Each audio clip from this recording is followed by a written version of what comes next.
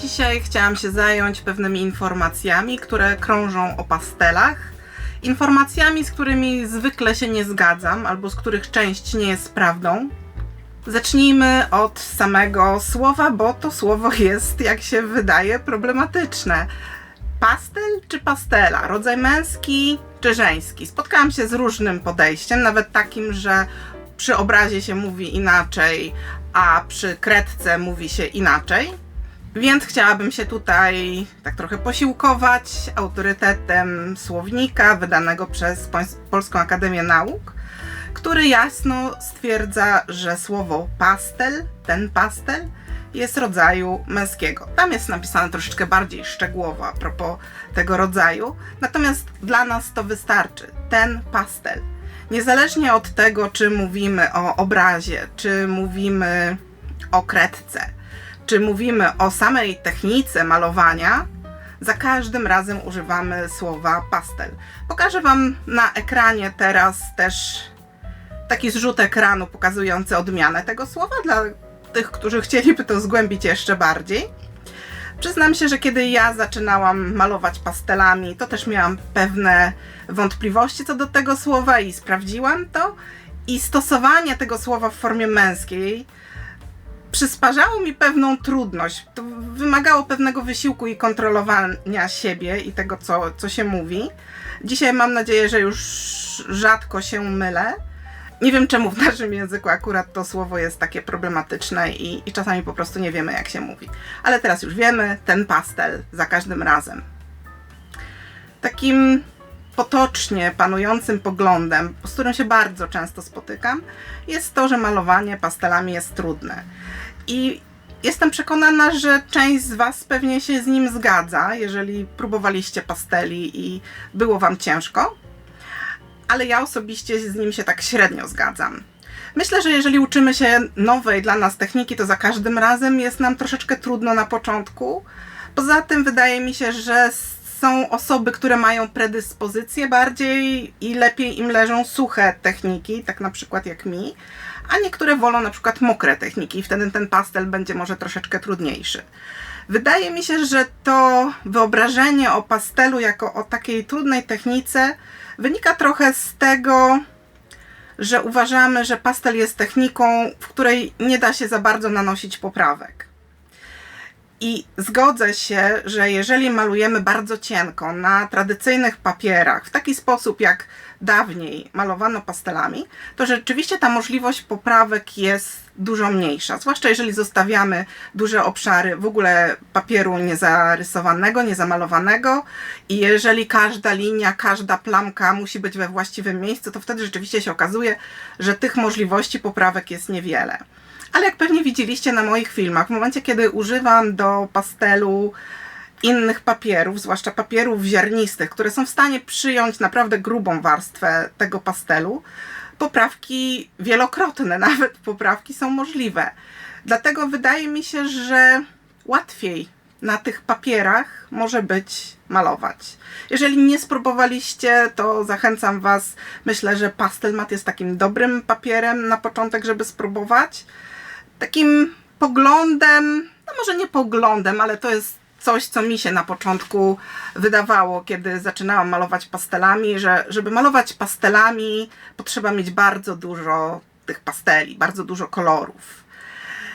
I kiedy patrzymy na malarzy, którzy używają w swojej codziennej pracy pasteli, to bardzo często widzimy ogromne pojemniki pełne tych kredek. U mnie jest ich całkiem sporo, ale nie jest to jeszcze jakaś zatrważająca ilość. I czy taka ilość pasteli jest potrzebna? Niekoniecznie. Prawda jest taka, że są też osoby, które malują wiele mniejszą ilością kolorów, o wiele mniejszą ilością kredek.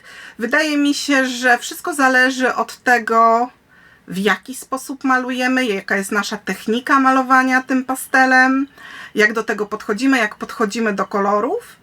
I tym, co chyba jest najważniejsze, jeżeli chodzi o samą ilość tych pasteli, jest to, jakie kolory wybierzemy na samym początku. Jeżeli bardzo dobrze dobierzemy sobie kolory zaczynając malować, to wtedy może się okazać, że tych kolorów wcale nie potrzeba nam tak dużo. Bardzo dużo kolorów, na przykład w moim zestawie pasteli, to są takie kolory, których ja używam bardzo, bardzo rzadko. I ponieważ maluję już przez ileś lat, więc tych kolorów się po prostu nazbierało, one się nie zużyły z czasem aż tak bardzo. Używam ich sporadycznie, więc one zostają, a co jakiś czas zawsze chcę sobie coś nowego dokupić. Trochę bardziej dla samej radości kupowania niż czasami z konieczności. Takim sądem o pastelach, mitem właściwie, z którym ja się często też spotykam, jest to, że pastele bardzo brudzą, że w trakcie malowania strasznie się pyli, że no, ręce się strasznie brudzą, wszędzie się brudzi, wszędzie się pyli, że to jest jakiś koszmar. I nie jest to prawdą, bo oczywiście ręce się brudzą od pasteli. Ja w trakcie malowania obrazu mam zawsze jakąś szmatkę wilgotną i suchą i wycieram sobie te ręce, żeby nie przenosić jednego koloru, który mam już na paluchach, na czystą, nową kredkę, po to, żeby te moje pastele w trakcie malowania się aż tak specjalnie nie brudziły, żeby miała czyste kolory na tych kredkach, których używam. Ja nie używam rękawiczek do malowania pastelami, nie przeszkadza mi to, że po malowaniu muszę pójść i porządnie te ręce umyć. Wystarczy umyć je mydłem i taką szczoteczką do rąk. A jeżeli mówimy o brudzeniu, to też oczywiście mówimy o tym całym pyle, który się wytwarza, mitycznym pyle. Otóż nie wytwarza się tego pyłu tyle. Oczywiście pastele trochę pylą, ale po pierwsze zależy to od tego, jakich pasteli używamy, czy bardziej twardych, czy bardziej miękkich. Zależy to też od tego, na jakim papierze malujemy. Papiery takie jak Canson zwykle nie powodują, że tego pastelu ściera się tak aż strasznie dużo. Natomiast przy takich papierach, jakich ja używam, zwłaszcza pastel card firmy Sennelier, który jest takim bardzo gruboziarnistym papierem i działa na pastel rzeczywiście trochę jak papier ścierny, to tego pastelu potrafi się sporo osypywać. Ale w momencie, kiedy ja trzymam papier przed sobą, na desce, na sztaludze, kiedy on jest pionowo właściwie, to większość tego pyłu, to jest dosyć ciężki pył, to nie jest jakieś tam nie wiadomo co będzie fruwać dookoła. Większość tego pyłu po prostu spada na dół i bardzo taką fajną rzeczą, którą należy sobie zrobić w jakiś sposób, kiedy się maluje pastelami, to zrobienie sobie takiej rynienki, w którą jest włożona deska, do której przyczepiamy papier. I w tą rynienkę łapiemy jakby ten spadający proszek z pasteli, dlatego że najwięcej go spada po prostu tuż przy samej kartce, więc większość tego trafia po prostu w tą rynienkę. Problem z pastelami pojawia się wtedy, kiedy zaczynamy na te pastele dmuchać, w sensie na obraz, który malujemy. Coś nam się tutaj przypyliło, chcemy, albo usunęliśmy coś i chcemy, żeby usunąć ten pył. I absolutnie tego nie róbcie, bo w tym momencie zbliżacie swoją twarz do kartki, najpierw dmuchacie, a potem wciągacie. I w tym momencie, kiedy dmuchnęliście na tą kartkę tak bardzo blisko i mocno, to rzeczywiście jakiś pył się oderwał i on zaczął sobie tutaj gdzieś fruwać. I jak wciągacie zaraz po tym powietrze, to ten pył wciągniecie w płuca. Więc odradzam robienie czegoś takiego. To jest trochę taki odruch, z którym trzeba walczyć. I oczywiście każdemu się od czasu do czasu to zdarzy, przypadkiem, nawet jeżeli się pilnuje, ale należy tego unikać. O wiele gorszy w momencie, kiedy używamy pasteli, jest na przykład użycie w domu fiksatywy. Nawet jeżeli otworzycie okna i wietrzycie na przestrzał, to i ten zapach, i ten taki pył fiksatywy. Fiksatywa to jest tak naprawdę jakiś rodzaj werniksu do pasteli w sprayu, więc to są bardzo drobne cząsteczki i to się potrafi unosić. Więc jeżeli macie opcję, możliwość używania fiksatywy na zewnątrz, to polecam. A jeżeli nie macie, jeżeli w mieszkaniu, to robicie to zawsze z jakąś podstawową maseczką i przy otwartych oknach. Natomiast jeżeli chodzi o samo używanie pasteli i to, że czy się wdycha tego pyłu trochę czy nie w trakcie, nawet jeżeli to są jakieś niewielkie ilości, to też warto po prostu sprawdzać, jakiej jakości pastele się używa. Niektóre firmy podają informacje dotyczące różnego rodzaju certyfikatów tych pasteli, czy standardów, w jakich one są robione. I jednym z takich z takich jakby standardów gwarantujących nam, że ten produkt nie będzie szkodliwy, ten pastel, jest taki standard ACMI z oznaczeniem AP, czyli to znaczy Approved Product, czyli znaczy, że ten produkt, który posiada ten znaczek, jest nietoksyczny i możemy go normalnie używać. Nie wszystkie firmy sprzedające pastele mają taki znaczek i nie ma też takiego wymogu, ale jeżeli bardzo zwracacie na to uwagę, to warto zobaczyć, czy pastele, których używacie, takie coś mają. Takim zdaniem, z którym się spotkałam i dotyczącym już tych bardzo miękkich pasteli, na przykład takich jak Sennelier, jest zdanie, że pastele miękkie bardzo szybko się zużywają, że wręcz jedno pudełko pasteli zużyje się w trakcie malowania tego obrazu. I jest to całkowita fikcja. Absolutnie nie. Pastele miękkie są oczywiście bardziej miękkie niż twardsze pastele, ale to nie znaczy, że ich zużycie będzie jakoś bardzo, bardzo duże. Zużycie pasteli tak naprawdę zależy od tego, w jaki sposób używamy te pastele, a nie to, czy one są aż tak miękkie czy twarde. Jeżeli malujecie bardzo cienko, rozmazujecie i dosłownie tego pastelu jest minimalnie na kartce, to niezależnie, czy to będzie miękki czy twardy pastel, nie zużyjecie go aż tak dużo. Ja, jak już pewnie widzieliście w moich filmach, kładę pastelu bardzo dużo na kartkę. Zwykle maluję na papierach ziarnistych, które są jak papier ścierny i rzeczywiście sporo tego pastelu są w stanie przyjąć, no ale nie aż tyle. Nie aż tyle, żeby na duży format poszedł mi kartonik pasteli. Nie przesadzajmy. Nie chciałabym po prostu, żebyście mieli takie obawy przed kupowaniem tych bardziej miękkich pasteli. One często są droższe, więc tym bardziej się możemy bać, że kupimy je i nagle zużyjemy je w ciągu doby. Jeżeli macie jakieś opory, to zawsze można kupić pojedyncze sztuki.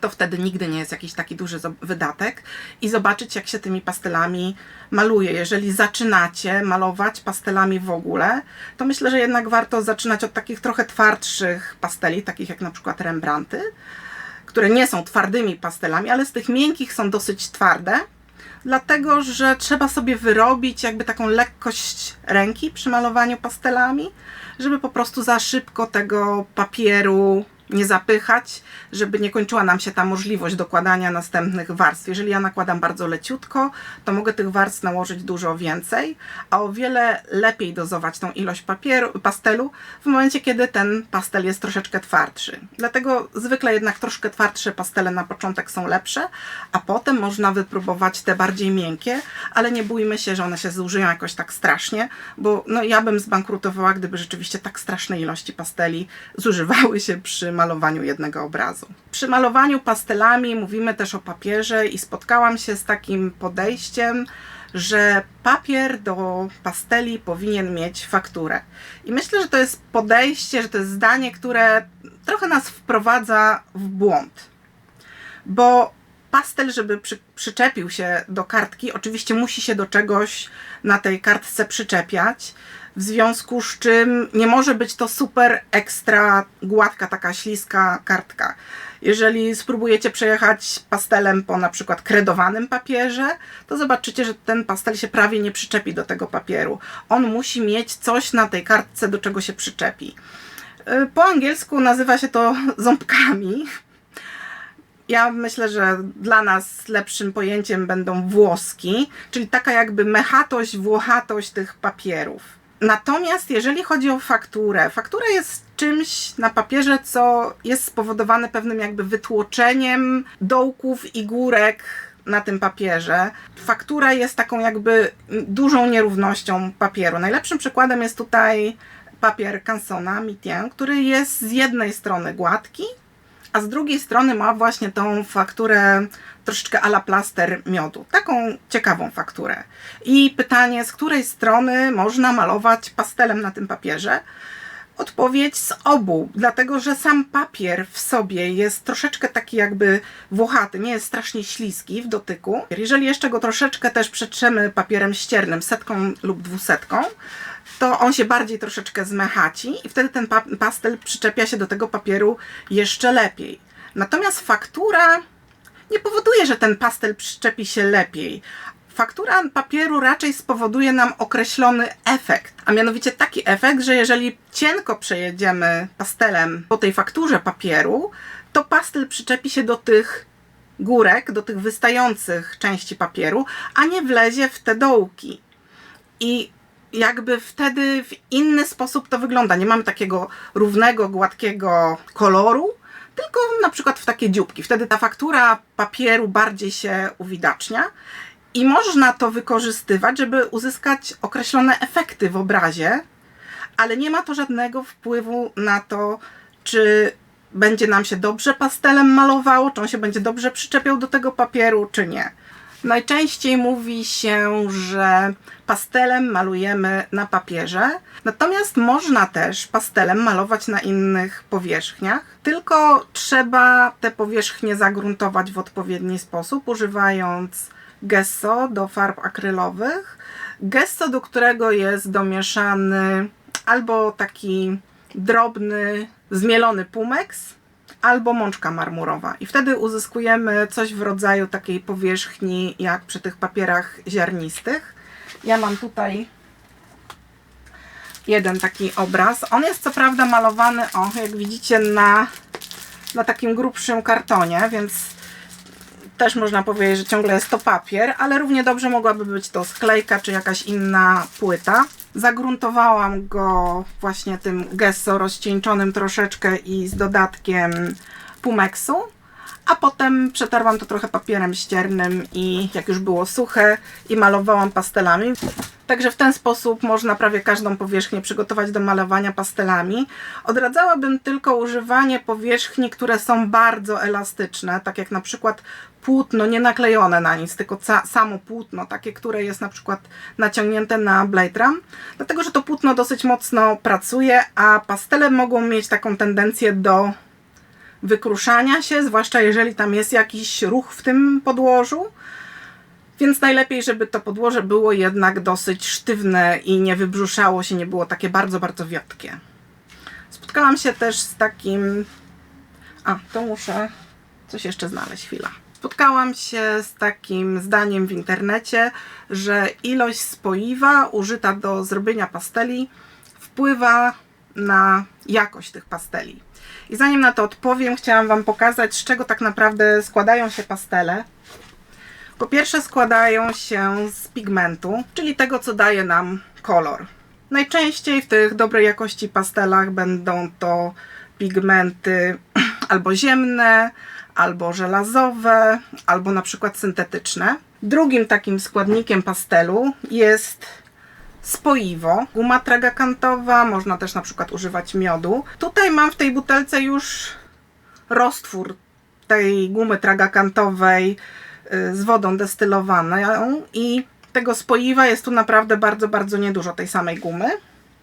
I trzecią rzecz, którą znajdziemy w pastelach, to są innego rodzaju dodatki.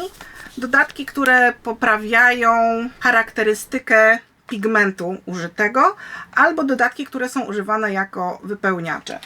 Więc od razu, żeby odpowiedzieć na to zdanie z internetu, ilość tego spoiwa, które damy, nie wpływa na jakość pasteli, natomiast może wpływać na ich twardość. Dlatego, że im więcej damy spoiwa, tym ten pastel będzie twardszy. Nie możemy powiedzieć, że pastele twarde, które mają więcej spoiwa, są gorsze niż pastele miękkie, które tego spoiwa będą miały mniej. Co zatem wpływa na jakość pasteli? Bo to jest istotne w tym momencie. Po pierwsze wpływa na to, jakiego rodzaju pigmenty są użyte. Czy są to pigmenty artystyczne o dużej światłotrwałości i nietoksyczne, czy na przykład jakieś tanie barwniki, bo takich rzeczy też podobno można używać. Tym, co jeszcze wpływa na jakość pasteli, jest to, ile różnego rodzaju dodatku w tym pastelu będzie. I w momencie, kiedy tych dodatków używa się tylko tyle, żeby poprawić to, w jaki sposób ten pigment się zachowuje jako pastel, tym momencie, jeżeli dajemy ich tylko odpowiednią ilość, jest ok. Natomiast bądźmy świadomi tego, że w pastelu najdroższą częścią będzie pigment, a nie te wypełniacze. Dlatego zwłaszcza w tańszych pastelach daje się mniej tych pigmentów, a więcej różnego rodzaju wypełniaczy, więc od tego, co producent włoży w skład tego pastelu, będzie zależała jakość, natomiast nie od samej ilości spoiwa, dlatego że tego spoiwa jest zwykle dosyć niedużo. Och, i jestem cała upaćkana. To tak a propos tego, czy pastele brudzą, czy nie. Spotkałam się również, że pastel jest techniką nietrwałą. Ponieważ ja się zajmuję tym pastelem, więc też byłam ciekawa, czy rzeczywiście to, co robię, jest trwałe, czy nietrwałe, ile to przetrwa i tak dalej. Kiedy mówimy o trwałości pasteli, kilka rzeczy wchodzi w grę. Po pierwsze, czy zostały użyte trwałe pigmenty, a po drugie, czy został użyty dobrej jakości papier. I w momencie, kiedy te pigmenty są światłotrwałe, pastel też nie będzie miał problemu z tym, żeby być światłotrwały. Producenci, którzy bardzo dbają o swojego klienta i którzy chcą być otwarci i szczerzy z nami, kupującymi, zwykle podają albo na samych kredkach, na samych tych papierkach na pastelach, albo na przykład na wzorniku kolorów, gdzieś tam jest taka informacja zawarta. Informacja dotycząca tego, jakie są pigmenty użyte w tej konkretnej kredce i jaka jest jej światłotrwałość i czy to badanie światłotrwałości odpowiada jakimś standardom. Bardzo mi się podoba podejście firmy Talens. Znalazłam na ich stronie taką broszurę dotyczącą Rembrandtów. To jest marka zaprojektowana, zaplanowana dla profesjonalistów. Talens bardzo ładnie opisuje, co na papierku, który jest na pastelu, co na tym papierku jest napisane i co to znaczy. Znajdziemy więc na nim użyte pigmenty, światłotrwałość tych pasteli była testowana według standardu ASTM D4303 i według tego jest podane, jak bardzo trwałe są te poszczególne kolory. Drugi problem z pastelami dotyczy oczywiście też papieru, na którym malujemy. Zalecam Wam używanie takich papierów, które po prostu zniosą upływ czasu dobrze. I bardzo mi się podoba na przykład podejście firmy Canson i znalazłam informacje o ich papierze do pasteli Mitaine i u nich na stronie mamy podane, jakie ma właściwości, skład, co zostało użyte, te wszystkie jakby oznakowania dotyczące tego konkretnego papieru. Na przykład mamy taką informację, że została do niego dodana bawełna, co jakby zwiększa taką odporność papieru na rozdzieranie się, przecieranie. Jest on bezkwasowy. No bezkwasowość to jest teraz taka rzecz, o której bardzo wielu z nas już wie i dbamy o to, żeby nasze papiery bezkwasowe były. Jest też informacja o tym, że w trakcie produkcji zostały też dodane jakieś środki grzybobójcze. I jest też informacja o ISO 9706, czyli o takim jakby standardzie, że ten papier jest dobrej jakości. I skoro już jesteśmy przy trwałości pastelu, to na koniec jeszcze takie jedno zdanie, które gdzieś znalazłam, że pastel trzeba utrwalać fiksatywą. I to jest zdanie częściowo prawdziwe, bo ja też utrwalam swoje pastele fiksatywą, ale myślę, że warto tutaj troszeczkę więcej na ten temat powiedzieć. Fiksatywa, tutaj mam Talensa, a ta druga to jest Sennelier. Ja zwykle używałam tej Talensa, ale ostatnio sobie kupiłam też tą Sennelier i stwierdziłam, że tą wypróbuję. Fiksatywa to jest tak jakby werniks w takim bardzo drobnym sprayu zabezpieczający nam pastel przed nadmiernym osypywaniem się. Pastel nie jest związany tak jak obraz akrylowy, gdzie tam już naprawdę nic się nie ruszy, jak to wyschnie, to już koniec. Pastel, jak wiecie, kiedy dotkniemy ręką, można go zetrzeć. Kiedy go mocno opukamy, jakieś cząsteczki tego pastelu się będą nam osypywały. Utrwalanie fiksatywą ma swoje plusy i minusy. Takim największym plusem jest właśnie to, że ta fiksatywa nam troszeczkę zabezpieczy to osypywanie się pastelu. Natomiast nigdy nie powinniśmy dążyć do uzyskania takiego efektu, że damy tyle warstw tej fiksatywy, że kiedy przetrzemy ręką, naprawdę nic nam na tej ręce nie zostaje. Dlatego, że w takiej sytuacji ta fiksatywa bardzo mocno zmieni nam już sam wygląd tego pastelu. Fiksatywa potrafi wpływać na przyciemnianie kolorów, potrafi wpływać na to, że pewne subtelności nam zaczną znikać, więc nie jest tak, że ta fiksatywa jest zupełnie bez żadnego znaczenia dla naszego pastelu. Ale na co dzień tak naprawdę pastel możemy zabezpieczyć też w inny sposób. Jeżeli pastel przechowujemy, to tutaj widzicie, mam taką dużą folijkę. To jest taki woreczek foliowy, tak jak czasami na ciuchy, na różne takie rzeczy. I ja w tych foliach pastel trzymam. On jest psiknięty ze sporej odległości 3 razy delikatną mgiełką, więc przy dotyku oczywiście miałabym pastel na ręku, ale ponieważ on jest w tej folijce, więc jest dosyć mocno zabezpieczony. Przechowuję go na płasko, więc też nie ma jakiegoś problemu, że coś będzie się z niego otrząsać, bo on po prostu sobie na spokojnie leży w szufladzie. Kiedy chcę go powiesić, to wtedy oprawiam go pod szybę. Szyba wtedy pełni rolę takiego zabezpieczenia, dlatego że nie dotknę bezpośrednio tego pastelu, nie rozmarzę go, bo szyba stanowi tą barierę.